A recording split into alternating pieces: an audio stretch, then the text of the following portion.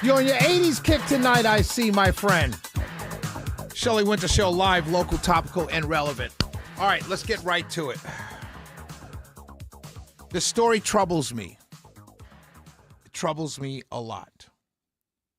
Let me read it, the headline and a part of the story. Slavery exhibits at the president's house in Philadelphia removed after Trump administration directive. Now, I'm assuming that let me say this. I'm assuming that what I'm reading happened, right? It could come out Monday that someone's trying to make the Trump administration look bad. I don't know. I'm going with what I know right now.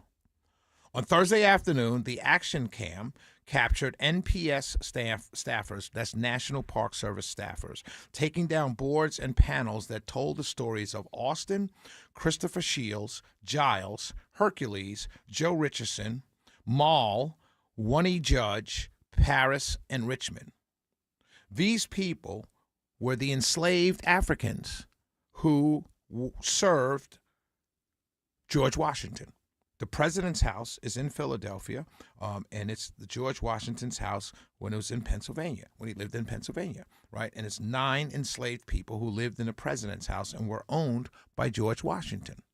And they tell these panels, these boards and panels told their stories of Austin, Christopher Shields, Giles, Hercules, Joe Richardson, Maul, Wunny Judge, Paris, and Richmond. These were enslaved people owned by George Washington, the first president of the United States.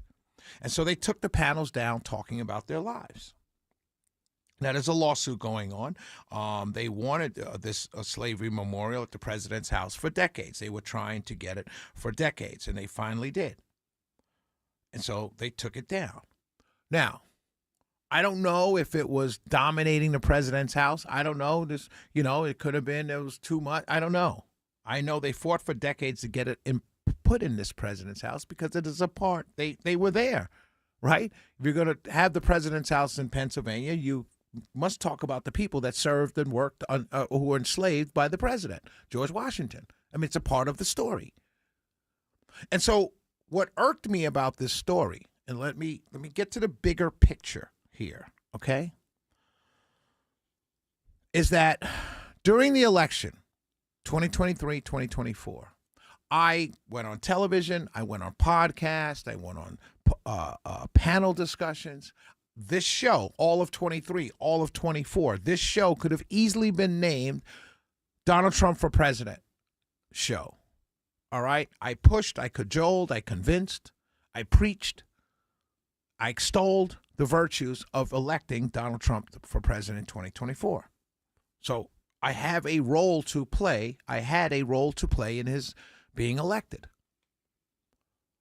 And so at the time, and even now, but at the time during the election, when I was doing all of this, one of the things my Democrat friends were saying, beyond the racist calls, which I don't agree with, but they were saying things like they're going to erase us from history. Come on. Project 2025, it talks about taking away history, changing history, erasing history. You're crazy, right? And then I come across this story. And now for me, it becomes something different. And here's the bigger picture.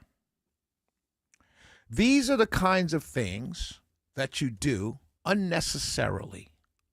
First of all, these 9 people were owned by George Washington and lived in this house. They were cooks, they were maids, they were owned by him. Why wouldn't you tell that story? It's not a bad story. Doesn't make George Washington's a man of his times, the first president of the United States. He owned slaves. We know there's no secret. Many of the men at that time owned slaves. It was a thing. It's part of our history. It is nothing to be ashamed about.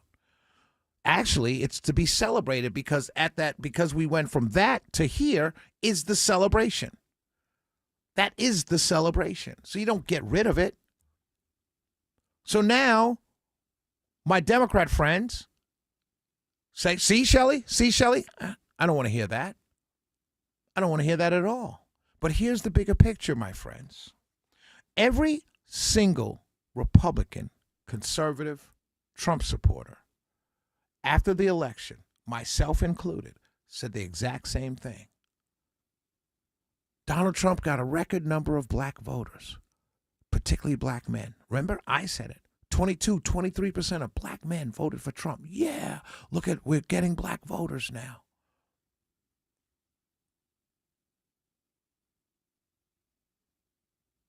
What happens now? The bigger picture. Not this one story, but the bigger picture. You think they come back? I've been saying this from the beginning. These are not Republican voters. These are Trump voters. There was a coalition built with Hispanics, African Americans, conservatives. My friends on conservative radio talk about it all the time. Here's the bigger picture, the bigger picture. That was the big picture. Now's the bigger picture. Those people were not Republican voters. They're Trump voters. And so doing things like this, these little things that Democrats make bigger, and they're important to me. This is history. I don't believe in this. But here's what happens. You're throwing away the coalition that you built. You're tossing, oh, we got a record number of black voters. Oh, well, let's take down the slavery exhibit at the president's house in Philadelphia. Why? We don't need the black voters anymore. But the Republican Party does. So where are the Republicans on this story? This is the bigger picture. Where are my Republican senators? Where are my Republican congresspeople? Where are my Georgians here in Georgia on this story to say, hey, whoa, National Park Service, maybe you shouldn't do that. If for no other reason to say, I need those black voters in my election. You see, here's the thing. When you talk about African American voters, particularly me, I'll speak for me, I can't speak for all of them. Here's the thing. We didn't leave one plantation called the Democrat Party to come to another one and be disrespected. So if you do want to go down these roads, I'm happy to allow you to. And if you as Republican candidates, you as Republican congressmen running for re-election who brag about Trump getting 23% of the black male vote and a record number of black voters, if you brag about that, but you're not willing to stand up and say, whoa, put the exhibit back, Mr. President. If you're too scared to do that, I don't need you. And I certainly don't want you bragging on the amount of black voters you got in 2024. I'm not going to be used. I didn't want to be used by the Democrats. I most certainly don't want to be used by the Republicans. And I will tell you what will happen in the midterms.